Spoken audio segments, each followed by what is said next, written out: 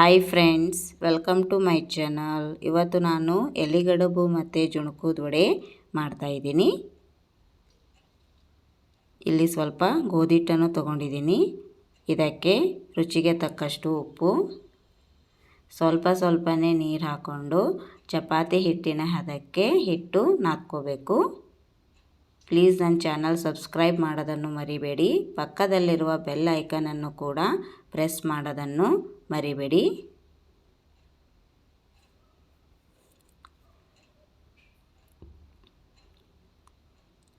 ಈಗ ಹಿಟ್ಟು ರೆಡಿಯಾಗಿದೆ. ಈಗಿದು 15 ಮಿನಿಟ್ಸು ನೆನೆಯೋಕ್ಕೆ ಬಿಡಬೇಕು. ಈಗ ಇಲ್ಲಿ ಸ್ವಲ್ಪ ಎಣ್ಣೆ, ಒಂದು ಚಿಕ್ಕ ಉಳ್ಳಿಗಳನ್ನು ಮಾಡಿಕೊಂಡು ಎರಡೂ ಸೈಡು ಚೆನ್ನಾಗಿ ಎಣ್ಣೆಯನ್ನು ಹಚ್ಕೊಂಡು ತೆಳುವಾಗಿ ಲಟ್ಸ್ಕೋಬೇಕು.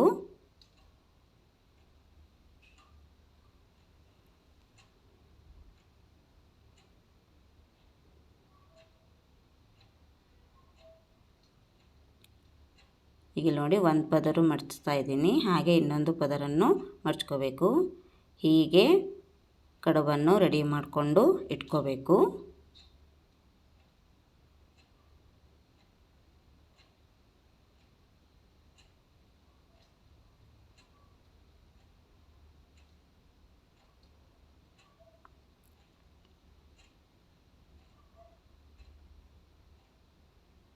ಇಲ್ಲಿ ನೋಡಿ ಈ ರೀತಿ ಇರುವಂಥ ಪ್ಲೇಟನ್ನು ತಗೋಬೇಕು. ಈಗ ಇದಕ್ಕೆ ಸ್ವಲ್ಪ ಎಣ್ಣೆ, ರೆಡಿ ಮಾಡ್ಕೊಂಡಿರುವಂಥ ಕಡುಬುಗಳನ್ನು ಇಟ್ಕೋಬೇಕು. ಈಗ ಇದನ್ನು ಇಡ್ಲಿ ಪಾತ್ರೆಯಲ್ಲಿ ಇಟ್ಟು 10 ಮಿನಿಟ್ಸು ಆಗೋವರೆಗೂ ಕುಕ್ ಮಾಡ್ಕೋಬೇಕು.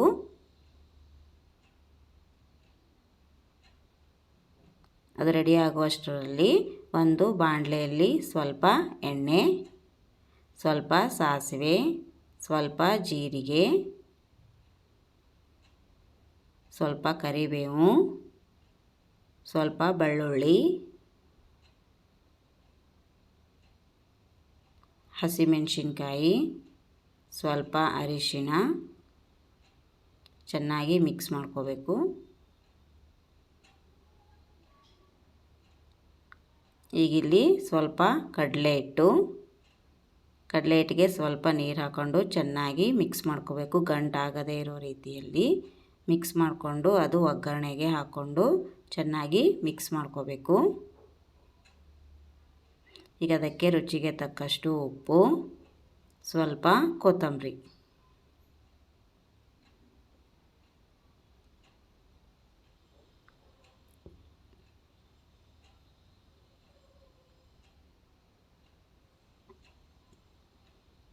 ಈಗಿಲ್ಲ ಒಂದು ಪ್ಲೇಟಿಗೆ ಸ್ವಲ್ಪ ಎಣ್ಣೆ,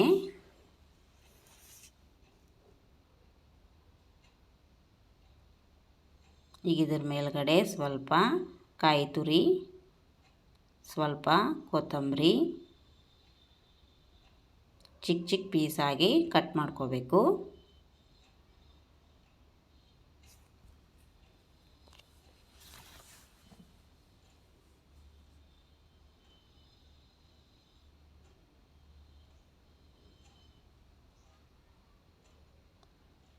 ಈಗ ಎಲೆಗಡುಬು ಮತ್ತು ಜುಣುಕದ ವಡೆ ರೆಡಿ. ಈ ವಿಡಿಯೋ ನಿಮಗೆ ಇಷ್ಟವಾದಲ್ಲಿ ಲೈಕ್ ಮತ್ತು ಸಬ್ಸ್ಕ್ರೈಬ್ ಮಾಡೋದನ್ನು ಮರಿಬೇಡಿ.